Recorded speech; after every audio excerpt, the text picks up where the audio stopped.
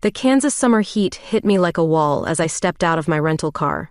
My Louboutins sank slightly into the gravel parking lot of Prairie View Elementary. What the damn hell was I thinking, trading my air-conditioned Manhattan office for this? "You must be Miss Butler," a voice called out. I turned to see a tall blonde vision approaching, her green eyes sparkling. She moved with the unmistakable grace of a model, yet wore simple jeans and a white cotton shirt. "Claire, please," I managed, suddenly conscious of my overdressed state in designer wear. "You're the other volunteer?" "Natasha Edwards," she smiled, extending her hand. "Former runway model, current seeker of meaning." Her touch lingered a moment longer than necessary, sending an unexpected shiver down my spine. We walked together into the small school building, our heels clicking in sync on the worn linoleum floor. The art room was a mess of dusty supplies and forgotten projects. "These kids haven't had an art program in 3 years," Natasha explained, rolling up her sleeves. I found myself watching her as we cleaned. The way she moved, purposeful yet graceful, was mesmerizing. "I've seen you in magazines," I blurted out, immediately regretting my lack of subtlety. She laughed, a genuine sound that echoed off the walls. "And now, you'll see me covered in dust and paint." Quite the career change, right? We spent hours setting up the darkroom in what used to be a storage closet. The space was tight, forcing us to brush against each other as we worked. Each accidental touch sent electricity through my body. In the red safety light, her features took on an otherworldly quality. "Why did you really come here?" I asked, helping her hang light-blocking curtains. "A successful model doesn't just disappear to teach in rural Kansas." She paused, considering. "Same reason as you, I suspect. Looking for something real." Her eyes met mine in the dim light. Sometimes life in the spotlight feels hollow. The next morning, our first class arrived, 12 eager faces, ranging from 10 to 13 years old.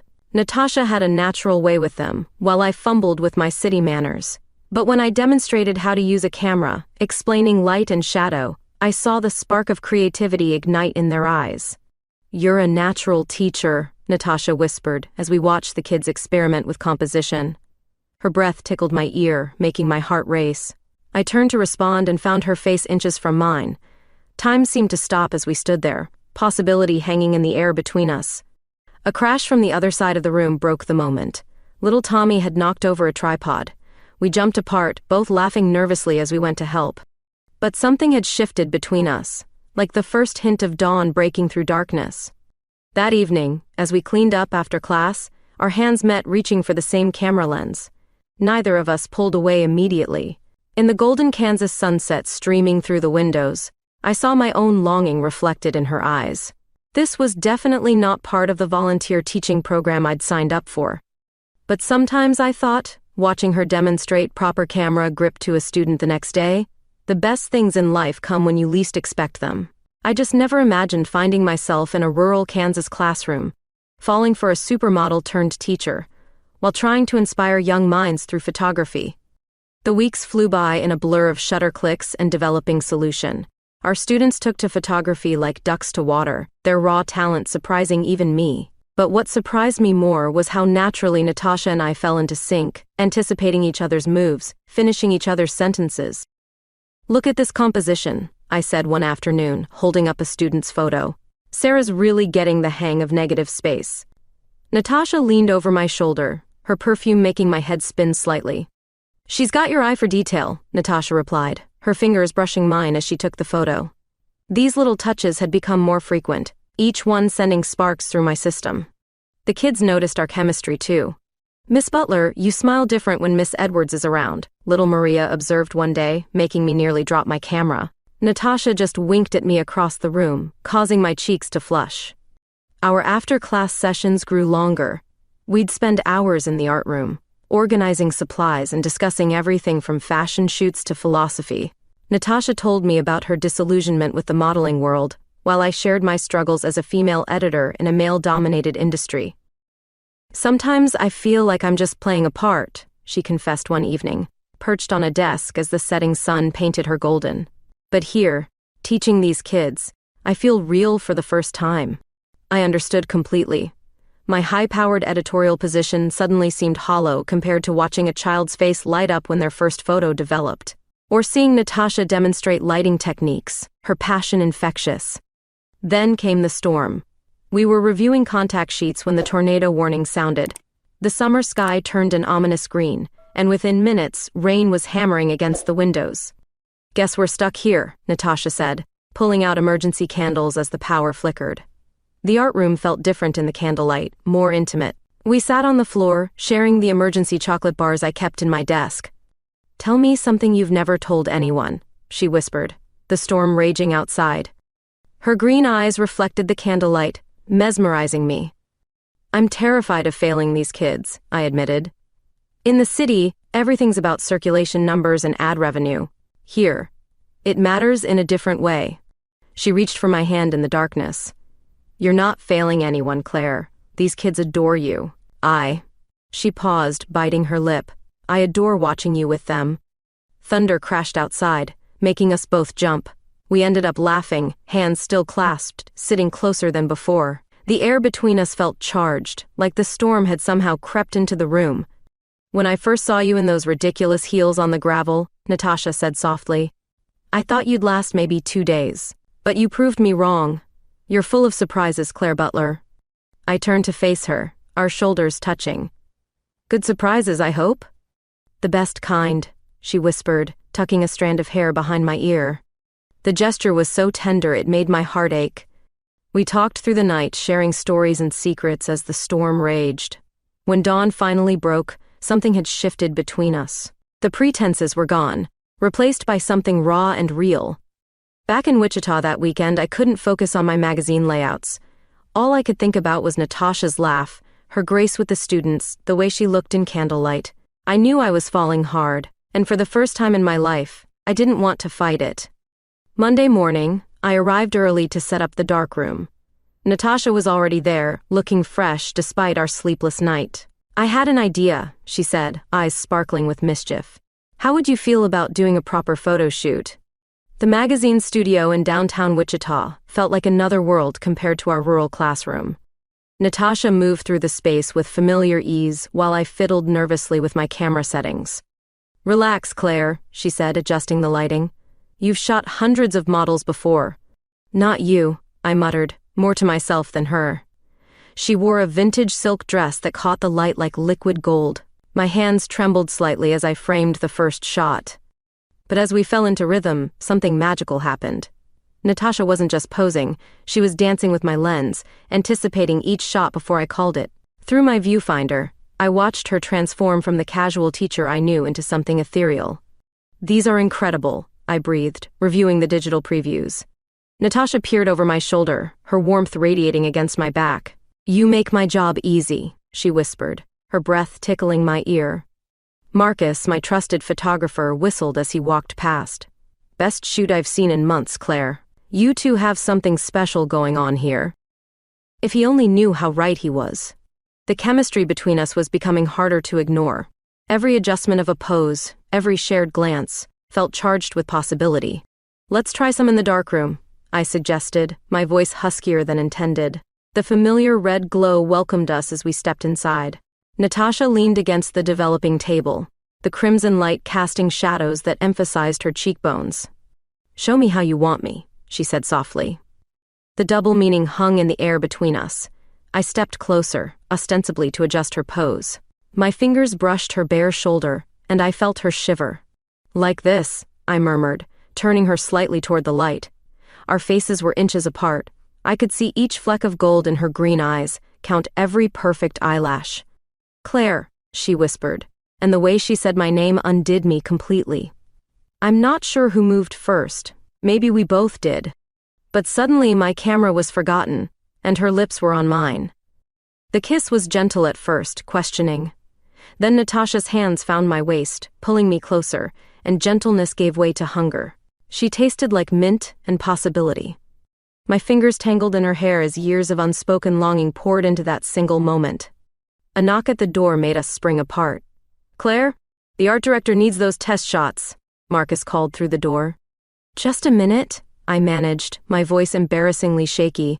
Natasha pressed her forehead against mine, both of us breathing hard. "Well," she said with a small laugh, "that wasn't in the shot list." I touched my lips, still tingling from her kiss. "I've wanted to do that since the first day in that dusty classroom." Me too, she admitted, straightening my now rumpled blouse. Though I pictured it with fewer chemicals around. We managed to finish the shoot, though every look now carried the weight of our shared secret. The photos captured something raw and real, a woman on the cusp of transformation. Or maybe that was just me, seeing my own awakening reflected in every frame. Later, reviewing the contact sheets in my office, I couldn't stop reliving that moment in the darkroom. The way her lips felt against mine, how perfectly we fit together, the small sound she made when I pulled her closer. My phone buzzed with a text from Natasha. "Dinner tonight? No dark rooms involved, I promise." I smiled, typing back, "No promises about after dinner, though." The rest of the afternoon crawled by. I tried to focus on layouts and deadlines, but my mind kept wandering to green eyes and soft lips. For the first time in my career, the magazine felt like my side job. Real life, real passion, was waiting elsewhere. As I packed up my things that evening, Marcus caught my eye. "Whatever is going on with you two," he said quietly, "it's beautiful to watch. Just be careful, okay?" I nodded, knowing he was right. In conservative Wichita, we'd need to be discreet. But as I headed to meet Natasha, my heart racing with anticipation, I knew some things were worth the risk. Dating in secret was like being in our own private movie. We found quiet corners of Wichita that became our sanctuaries. A hidden cafe near the river, a small bookstore with a cozy reading nook, parks where we could walk hand in hand under cover of darkness. "I know this great little place," Natasha said one evening, leading me down a narrow alley. The restaurant was tiny, just 6 tables, with mismatched chairs and twinkling lights strung across the ceiling. "How did you find this?" I asked, amazed as the elderly owner greeted Natasha like family. "Sometimes the best things are hidden in plain sight," she winked, squeezing my hand under the table. At work, maintaining professional distance was torture, especially when selecting photos for the magazine's fall fashion spread. Natasha's shots were stunning, too stunning. Each one captured the electricity between us that day in the darkroom. "These are intense," my assistant commented, sorting through the proofs. I quickly shuffled them, hiding the ones where Natasha's gaze burned straight through the lens into my soul. Our nights belonged to us, though. After late editorial meetings, I'd find Natasha waiting in her car around the corner. We'd drive to the outskirts of town, where the prairie stretched endless under starlit skies. "Tell me about your dreams," she'd whisper, her head in my lap as we watched shooting stars. I'd run my fingers through her silk-soft hair and share visions I'd never dared voice before. One night, after a particularly stressful day of dodging office gossip, we ended up at my downtown loft. The city lights sparkled through floor-to-ceiling windows as Natasha explored my space, touching photo books and art pieces with reverent fingers. "So this is where the famous Claire Butler lives," she teased, picking up a framed magazine cover, my first as editor. "Not famous," I protested, opening a bottle of wine. "Just dedicated." "Dedicated is sexy," she murmured, taking the glass from my hand and setting it aside. Her kiss tasted of promise and possibility. That night, we crossed a threshold. Every touch was a revelation, every sigh a secret shared. In the soft glow of city lights, we mapped each other's bodies with tender curiosity. Natasha's skin was silk under my fingertips, her whispers of pleasure like poetry. Morning found us tangled in sheets, sunlight painting patterns across bare shoulders. "Stay," I murmured as she stirred, not ready to break our bubble of bliss. "Always," she promised, pressing a kiss to my collarbone. But reality had other plans. That afternoon, I caught whispers in the office hallway. "Did you see how Butler looks at that model? There's definitely something going on there." Panic clawed at my throat. I buried myself in work, barely looking at Natasha during our next shoot. She noticed, of course. "What's wrong?" she asked as we packed up equipment. "People are talking," I admitted. "If my boss finds out." She silenced my fears with a gentle kiss. "Let them talk, we're not doing anything wrong." But in conservative Kansas media circles, perception was everything. I started scheduling our shoots when the office was nearly empty, buried Natasha's photos in generic fashion spreads. Late at night, in the safety of darkness, guilt would consume me. "I hate hiding you," I whispered against her shoulder one evening. "Then don't," she said simply. "We could just—" "Not yet," I pleaded. "The magazine's my life's work. I can't risk losing it. She nodded, understanding but hurt flickering in her eyes. We both knew this careful dance couldn't last forever. Something had to give. For now, though, we stole our moments where we could. Midnight walks in deserted parks, quiet dinners in hidden restaurants, passionate encounters in my loft high above the city. Each stolen moment made the pretense harder to maintain. In public, we were consummate professionals, the respected editor and her stunning model. But in private, we were simply Claire and Natasha, two women discovering that sometimes life's greatest stories happen off camera. The email arrived on a quiet Tuesday morning. "Interesting scoop about your personal life," read the subject line from Scandal Sheet, our sleaziest competitor. My coffee cup nearly slipped from my fingers. "Sources say you're more than just professional with your new favorite model," the email continued. "Care to comment before we run the story?" My hands shook as I called Natasha. "They know," I whispered when she answered. "Scandal Sheet is threatening to publish." "Breathe, love," she said calmly. "We knew this might happen. We'll handle it together." But handling it proved harder than expected. That afternoon, my boss, Robert Thompson, called me into his office. His face was granite as he closed the door. "Claire, there are rumors," he began, adjusting his tie uncomfortably, "about you and Miss Edwards." "Robert, He held up a hand. "I don't want details, but our advertisers are conservative. They're already nervous about the magazine's recent, progressive direction." The threat was clear. Our readership had actually increased since I'd started featuring diverse models and stories, but old money talked louder than new subscribers. That evening, Natasha held me as I cried in frustration. "I've worked 15 years to get here," I said. "How can they reduce everything to gossip?" "Because they're scared of what they don't understand," she replied, stroking my hair. "But you're stronger than their fear." The next blow came from Natasha's agency. They'd received concerns about her recent bookings. Several major clients had mysteriously canceled. "They didn't say why," she told me, trying to sound brave.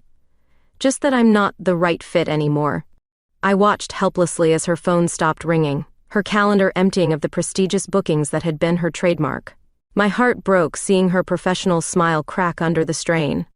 Marcus tried to help, booking Natasha for independent shoots, but the industry whispers grew louder. "Difficult to work with," they said. "Unprofessional behavior."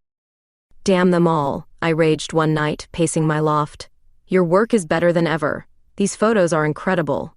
"But they're not looking at the photos anymore," she said quietly. "They're too busy looking for scandal." The pressure built at work too. Robert started questioning every editorial decision, especially anything involving Natasha's images. "Perhaps we should use different models," he'd suggest, voice heavy with implication. I threw myself into work, trying to prove my worth beyond gossip. Late nights at the office became my norm, though they felt empty without Natasha's secret visits.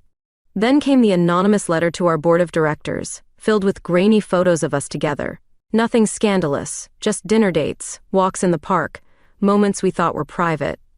"This has to stop," Robert warned me. "The board is concerned about the magazine's reputation." That night, I found Natasha in our hidden cafe, looking defeated.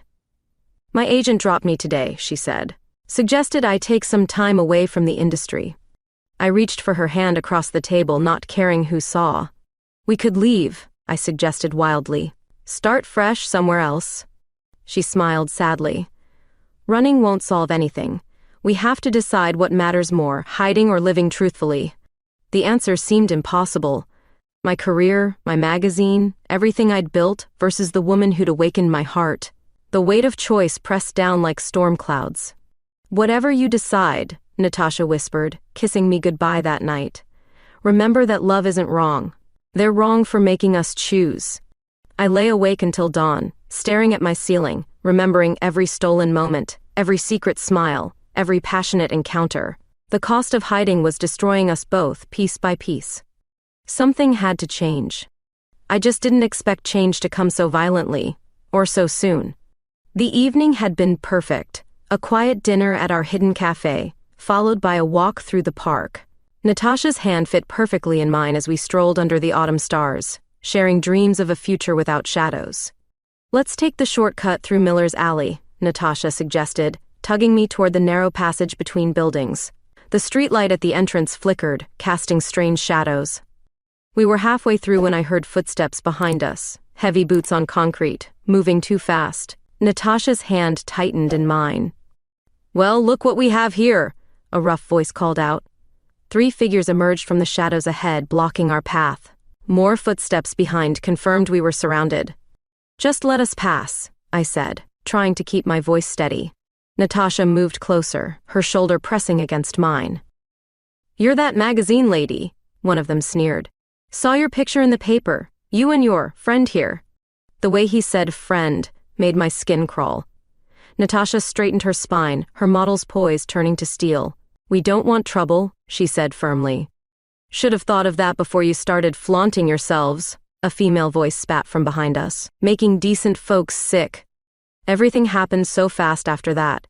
Someone shoved me hard from behind. I stumbled, losing my grip on Natasha's hand. A fist connected with my jaw, sending me sprawling. Through dazed eyes, I saw Natasha fighting back, her self-defense classes showing as she blocked a punch. But there were too many of them. "Leave her alone!" I screamed, struggling to my feet.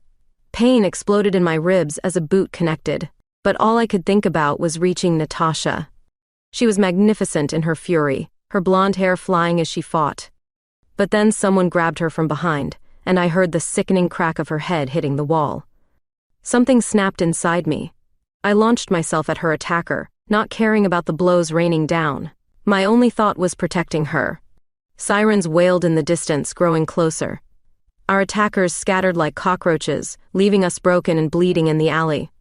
"Natasha?" I crawled to her, panic rising as I saw blood matting her golden hair.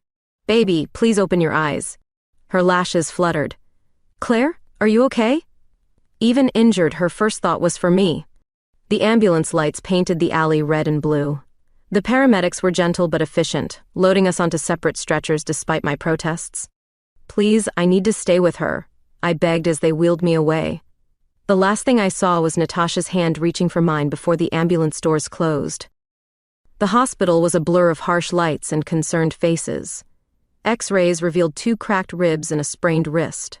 But my physical pain was nothing compared to the agony of not knowing how Natasha was doing. Finally, after what felt like hours, a nurse took pity on me. "Your friend's in room 312, she whispered. "She's been asking for you." I found Natasha propped up in bed, a bandage around her head, her perfect face bruised but beautiful. "Hey, stranger," she smiled weakly. Tears fell as I took her hand, careful of the IV lines. "I thought I'd lost you," I choked out. "Takes more than some cowards in an alley to get rid of me," she said, then winced. Though they did their best. The doctor's report was serious but hopeful: concussion, bruised ribs, sprained ankle. "You both need rest," he insisted. No arguments. But I refused to leave her room. The nurses eventually gave up trying to send me back to my own bed, bringing in a recliner instead.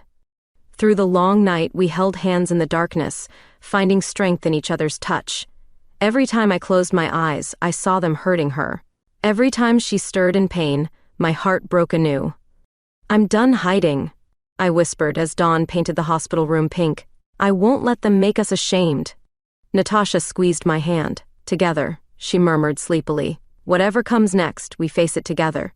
I watched her drift back to sleep, my love for her fiercer than ever. They'd tried to break us but only made us stronger. As the sun rose over Wichita, I knew with absolute certainty this was worth fighting for. Recovery was a slow dance of healing, both physical and emotional. Natasha's concussion meant days of dim lights and quiet rooms. I worked from her hospital bedside, my laptop balanced awkwardly around my bandaged ribs. "You should be resting," she'd scold softly, but her hand would always find mine across the blankets. The attack made headlines: fashion editor and model assaulted. Most coverage was sympathetic, but the comment sections turned toxic. I stopped reading after the 3rd death threat. That's when I started writing. Late at night, watching Natasha sleep, words poured out of me. Not just about the attack, but about love, fear, and the courage to be oneself. "What are you working on?" Natasha asked one evening, catching me typing furiously. "An editorial," I replied. "About us, about everything." Her eyes widened. "Claire, your job?" "Some things matter more," I said firmly, thinking of her broken body in that alley. I'm done letting fear win. The piece took shape over sleepless nights, raw, honest, unapologetic. I wrote about finding love in a dusty classroom, about midnight walks and stolen kisses, about violence born of ignorance, and the strength found in standing together. When it was finished, I sent it to Robert without hesitation. His reply came within hours. My office. Tomorrow. Natasha insisted on coming with me, though she was still unsteady on her feet. We faced this together, she reminded me, squeezing my hand in the elevator. Robert was waiting, my editorial printed on his desk. This is career suicide, he said without preamble. No, I countered, feeling Natasha's strength beside me. This is integrity. What followed was the longest hour of my life. Robert paced, argued, pleaded, but when he saw we wouldn't budge, something shifted in his expression. You really want to do this? I need to do this, I corrected, for everyone who's ever felt they had to hide. He stared out the window for a long moment. Run it, he finally said, but if it backfires... I know, I nodded. Thank you. That night, celebrating in my loft, Natasha read the final version aloud. Her voice caught on certain passages, especially the part about falling in love with her smile in the darkroom. It's beautiful, she whispered, setting down the pages. But are you sure? Instead of answering, I kissed her, slowly, tenderly, mindful of our healing bodies. She melted into me, and soon the editorial was forgotten as we rediscovered each other.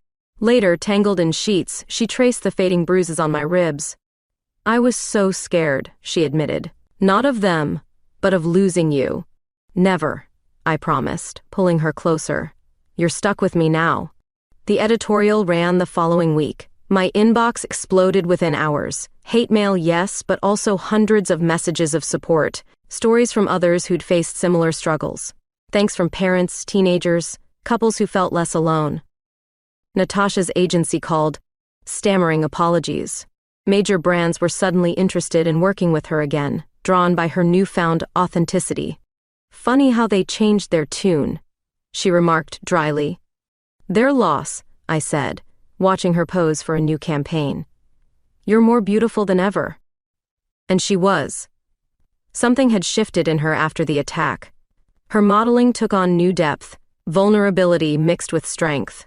Every shot told our story, of survival, of love refusing to hide. The magazine's next issue was our highest-selling ever. Letters poured in praising our courage, our honesty. Even Robert had to admit the risk had paid off. But the real victory was smaller, more personal. It was walking down the street holding hands in broad daylight. It was kissing goodbye at the office without checking for witnesses. It was finally being free. I love you, I told her one evening, watching the sunset from our favorite park bench. Every bruise, every battle was worth it for this moment. Her answer was a kiss that tasted of triumph and tomorrow. The email from Sarah, one of our former photography students, caught me off guard. Miss Butler, we're organizing something special. Can you and Miss Edwards come to the Wichita Art Gallery next Saturday? I showed the message to Natasha, who was reviewing proofs from her latest shoot. Her face lit up. Those kids, they're amazing. We arrived at the gallery to find it transformed. Student photographs lined the walls, not just from our summer class, but from schools across Kansas. Each image told a story of acceptance, love, and courage. Welcome to Love Through Their Lens, Maria, now a confident teenager, announced. She'd organized the whole exhibition with help from local arts programs.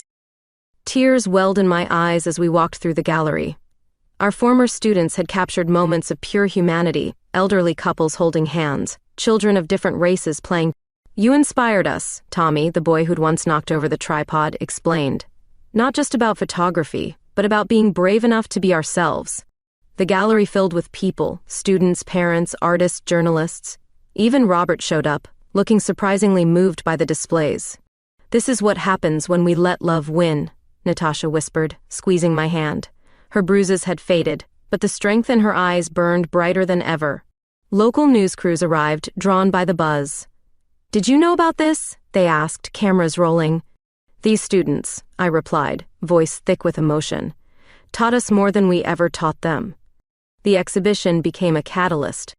Other galleries reached out, wanting to host similar shows. Schools requested photography workshops focused on diversity and acceptance. My magazine's circulation continued to soar. Our inclusive coverage attracted new advertisers who appreciated our authentic voice. Even the conservative holdouts began to come around. Times are changing, Robert admitted during a board meeting. Thanks to you two, we're leading that change instead of fighting it. Natasha's career transformed too. Major brands sought her out specifically because of her story, her authenticity. She only accepted campaigns that promoted diversity and inclusion. Remember when we thought coming out would end our careers? She laughed one evening, showing me her packed shooting schedule. The highlight came when Sarah won a national photography contest. Her winning image? A candid shot of Natasha and me teaching in that dusty classroom, looking at each other with undisguised affection. I took it that first week, Sarah revealed. I knew there was something special happening even then. The exhibition's success sparked something larger. Community groups organized support rallies, not just for us, but for anyone facing discrimination. One Saturday, we returned to Prairie View Elementary. The art room had been renovated, equipped with new cameras and a proper darkroom. "This is your legacy," the principal said proudly. "You showed these kids that art can change hearts." Standing in that room where it all began, memories washed over me. The first time I saw Natasha in her simple white shirt, our hands brushing in the makeshift darkroom, every moment leading to now. "We should teach again," Natasha suggested, running her fingers along the new equipment. "Maybe a weekend workshop?" The idea took root. Soon we were planning a series of photography classes, combining technical skills with lessons about representation and acceptance. That evening, watching the sunset from my loft, Natasha showed me her latest project, portraits of love in all its forms. Elderly couples, young families, people of all backgrounds sharing moments of connection. "Beautiful," I murmured. But I wasn't just looking at the photos. She caught me staring and smiled that smile that still made my heart race. "What are you thinking?" "That sometimes the best pictures are the ones we never planned to take," I replied, pulling her close. The gallery exhibition ran for a month, drawing visitors from across the state, but its impact lasted much longer. It showed that two women falling in love in a small-town classroom could ripple out and touch countless lives. "We did good," Natasha said as we locked up the gallery on closing night. "We're just getting started," I promised, kissing her under the Kansas stars. The nomination email arrived during a morning editorial meeting. Editor of the Year wasn't just any award, it was the industry's highest honor. My hands trembled as I read the citation. "For groundbreaking coverage and unwavering commitment to authentic storytelling." "You deserve it," Natasha said later, celebrating over champagne in my office. She'd just returned from Paris Fashion Week, where she'd walked exclusively for designers promoting inclusive beauty standards. The ceremony was set for December in New York. As I packed my acceptance speech into my carry-on, memories of the past year swirled through my mind. The attack, the editorial, the student exhibition. Each challenge had only made us stronger. "Ready?" Natasha asked, stunning in a silver gown she'd saved for the ceremony. The flight to New York felt surreal, our fingers intertwined above the clouds. The ballroom buzzed with industry elite. I spotted Robert at our table, looking prouder than I'd ever seen him. Even some former critics were there, their previous hostility replaced by grudging respect. "The nominees for Editor of the Year," the announcer began. My heart pounded as they played clips from each magazine. When they showed my editorial about love and acceptance, Natasha squeezed my hand under the table. "And the winner is Claire Butler." The room erupted in applause. Natasha's kiss on my cheek gave me courage as I walked to the podium, my heels clicking against the marble floor. "This award," I began, voice steady despite my racing heart, "belongs to everyone who's ever been told their love isn't worthy of celebration, to every person who's faced darkness but chose to shine anyway." Looking out at the crowd, I found Natasha's eyes. "To my partner, who taught me that true beauty lies in being unapologetically yourself. And to our students, who showed us that art can bridge any divide." The standing ovation lasted several minutes, but the real celebration came later, at a tiny jazz club in Greenwich Village. Natasha surprised me by flying in our former students, now high school photographers for their school papers. "To Claire," Maria toasted, raising her soda glass, "who taught us to see beauty in truth." The next morning brought more news. Natasha's agent called. She'd been booked for a groundbreaking international campaign. Not just as a model, but as a creative director, showcasing diverse love stories through fashion. "They want you to shoot it," she told me excitedly. "They loved your editorial photos." Back in Wichita, accolades poured in. The magazine's circulation hit record numbers. Every major fashion brand wanted to work with us. But the real victory was in the letters from readers whose lives we'd touched. "Your magazine helped me come out to my parents," one teenager wrote. "Seeing your love story gave me courage." Natasha's campaign launched in spring, featuring couples of all kinds sharing authentic moments. The images were raw, beautiful, revolutionary. Fashion critics called it a turning point in advertising. "Look what we started," she marveled, showing me the worldwide reaction. Her Instagram followers had doubled overnight, each comment thanking her for changing the narrative. The ceremony's afterglow lingered, but we found ourselves drawn back to simpler moments, teaching weekend workshops at Prairie View, quiet dinners at our hidden cafe, walking hand in hand through Kansas sunsets. "Sometimes I wonder," Natasha said one evening, reviewing shots from her campaign, "what would have happened if we'd stayed hidden?" I thought of my award, gathering dust on my office shelf. We'd have missed everything that matters. The Fashion Awards ceremony was next. Natasha's campaign was nominated for multiple honors. But as we packed for another New York trip, we were already planning our next project. "A photography book," she suggested. "Real love stories from across America." "Starting with ours," I added, pulling her close. The industry had changed, or maybe we'd helped change it. Either way, that Editor of the Year award marked more than professional success. It celebrated the power of living truthfully, loving openly, and letting your art speak from the heart. "Ready for our next adventure?" Natasha asked, zipping up her suitcase. Looking at her, my partner, my muse, my courage, I knew the answer. Every award, every achievement, paled compared to the simple joy of loving her in the light. "With you?" I smiled. "Always." Summer returned to Kansas, bringing with it memories of where our story began. The familiar gravel crunched under our wheels as we pulled into Prairie View Elementary's parking lot, now transformed with fresh paint and blooming gardens. "Feels like yesterday," Natasha mused, touching the newly installed darkroom door. "Remember how you kept tripping over your heels?" We'd returned to launch a special summer program, combining photography with storytelling. The classroom filled with eager faces, some new, some familiar from our first teaching experience. "Today's assignment," I announced, "is about capturing connections." The students scattered across the school grounds, cameras ready. Watching them work, I saw echoes of our journey. A shy girl finding her voice through the lens. Two best friends discovering their shared passion for art. Each snapshot telling its own story of growth and acceptance. "Miss Butler, Miss Edwards," Sarah called out. Now a high school senior, she'd returned as a teaching assistant. "Look what Tommy captured." The photo showed Natasha and me in profile, heads bent together over a camera, sunlight haloing our hair. The composition was perfect, the emotion raw and real. "You've learned well," Natasha praised, making Tommy blush with pride.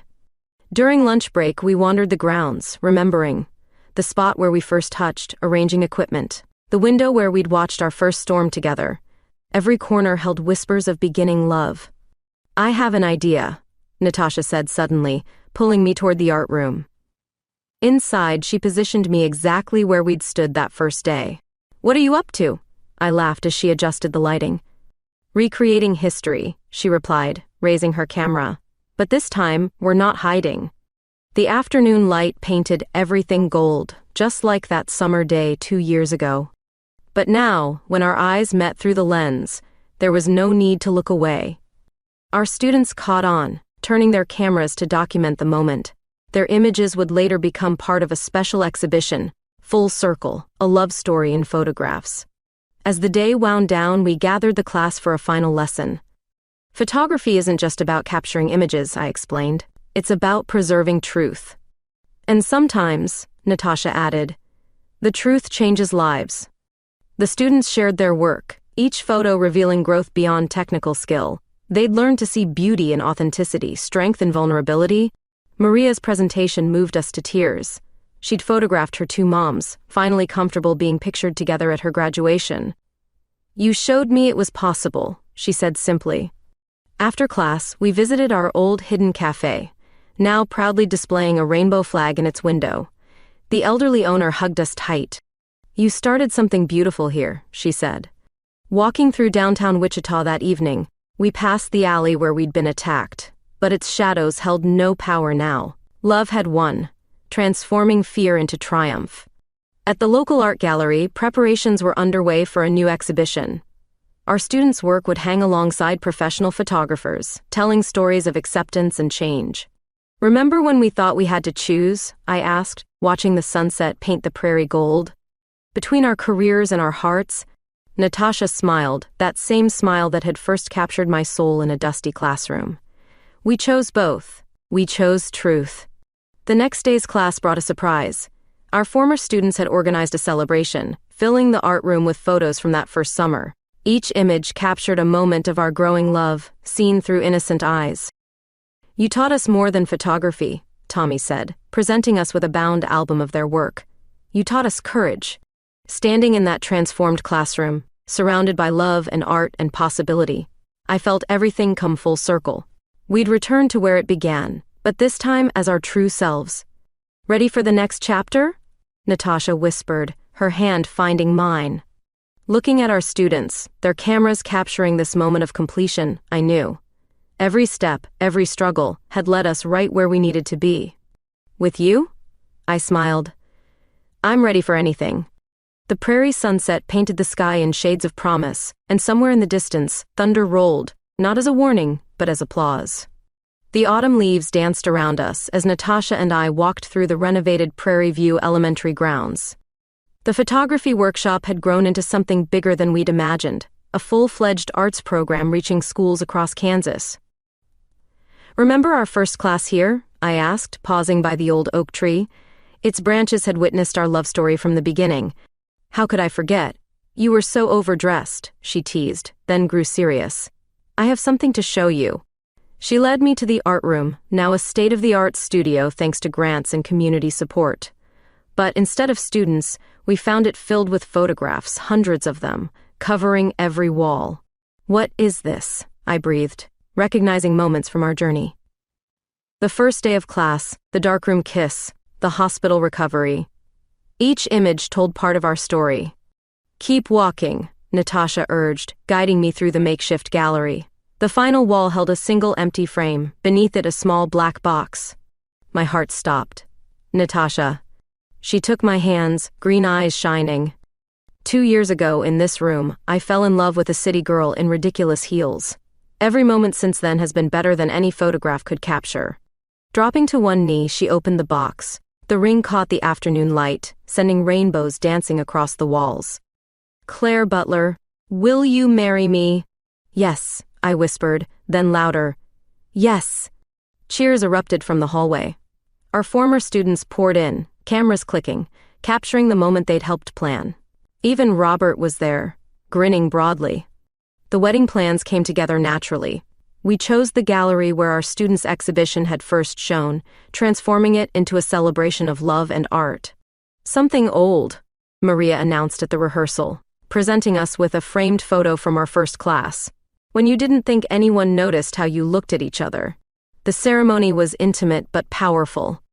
We wrote our own vows, promising to keep choosing truth, keep fighting for love, keep seeing beauty through each other's eyes. Instead of traditional wedding photos, we gave our students free rein to document the day. Their images captured moments no professional could, the raw emotion, the genuine joy, the triumph of love over fear. The reception turned into an impromptu gallery showing. Guests wandered between displays, chronicling our journey, from that first summer to our engagement, each photo telling part of our story. "To the brides," Robert toasted, his voice thick with emotion, "who taught us all to see love differently." Later, dancing under twinkling lights, Natasha whispered, "I have another surprise." She revealed plans for a new venture, a nationwide photography program teaching acceptance through art. We'd travel across America, sharing our story, inspiring others to capture and celebrate love in all its forms. "Ready for a new adventure?" she asked. Looking around at our gathered family, blood and chosen, students and friends, I felt overwhelming gratitude. Every struggle had led to this moment. Every battle had made our love stronger. With you? I smiled, touching my ring. Always. The next morning, we packed for our honeymoon, a cross-country journey combining wedding celebration with launching our new program. Our first stop, the rural Kansas school where two women had found the courage to love openly. Full circle, Natasha mused as we drove past the prairie sunset. No, I corrected, taking her hand. Just the beginning. Because sometimes the most beautiful stories don't end, they evolve, touching other lives, inspiring new chapters. Our love had started in a dusty classroom, but its light would reach far beyond those walls. And somewhere in another small town, another couple might see our story and find the courage to write their own. That's the power of love captured through a lens. It multiplies, illuminates, transforms. Ready? Natasha asked, starting the car. I looked at my wife, still amazed by how that word felt, and knew. Every frame of our story had led to this moment, but the best photographs were yet to be taken. With you? I smiled. I'm ready for everything. The Kansas wind carried the scent of possibility as we drove toward tomorrow, our cameras ready to capture whatever beauty awaited. Because the greatest love stories, like the best photographs, never truly end, they just keep developing.